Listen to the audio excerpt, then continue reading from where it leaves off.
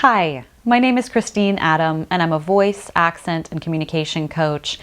And in this video, I'm here to address a common public speaking fear, which is, what do I do with my hands?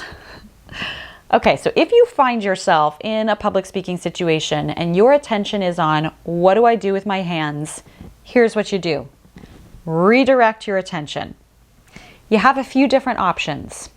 You can redirect your attention to your environment and where you feel supported by the floor or by the surface that you're sitting on or standing on. You could redirect your attention to your content and what you're trying to say, to your purpose. So what do you want your audience to do as a result of what you're saying? What do you want them to think? What do you want them to feel?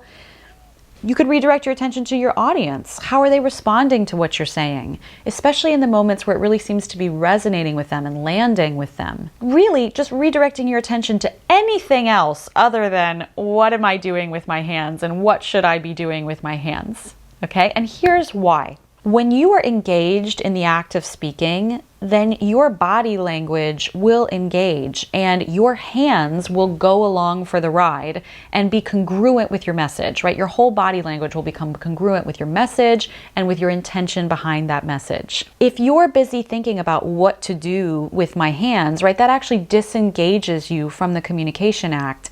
And that's when we start doing all sorts of weird kind of top-down things of like, I'm gonna try to like place my hands somehow, right, in a strange way. I'm thinking of kind of like the Angela Merkel sort of hand gesture, right, of like we then start doing things with our hands that are actually quite unnatural because they're not necessarily organically congruent with your intention in that moment. So the good news is we don't need to work that hard. We don't need to worry about what we're doing with our hands. If we can direct the attention on engaging in the act of communication, then the whole body, including the hands, are going to come along for the ride. And that's whether we're speaking or listening. Even if you're listening and you're like, what do I do with my hands?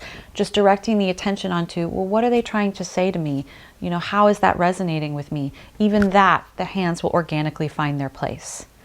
All right, so no need to do anything fancy with your hands. Just redirect your attention on anything in this moment that helps you engage in the communication act, and the hands will come along for the ride. Give it a try. Let me know how it goes.